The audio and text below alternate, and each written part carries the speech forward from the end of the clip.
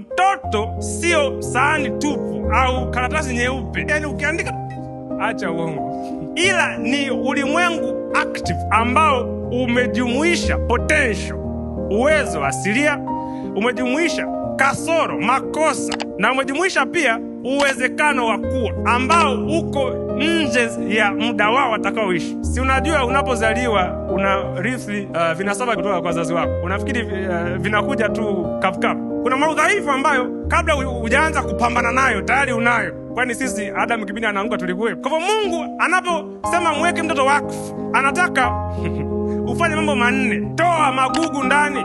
Usiashumu mtoto ni malaika, ni uongo. Mtoto sio malaika mpaka atakapokufinya utaelewa. Ondoa mazoea mabaya ambao wazazi wao walipuuzia kuyashinda na babu yao walipuuzia kuyashinda, na sasa yamekuwa ni msukumo asilia wa huyu mtoto. Ulishe na kukuza ule uwezo wao asilia. Usidogoishe shauku yao ya udadisi. Utoe au ulee vile vipawa ambavyo Mungu amempatia. Lakini mwisho, utoe nje kile kilichofichika ndani yao. Watoto hawajui wanaweza nini mpaka utakapowaambia. Watoto hawajui uzito wa tatizo mpaka watakapoona reaction yako. Kwa hivyo kazi ya malezi ni kazi tukufu kuliko zote.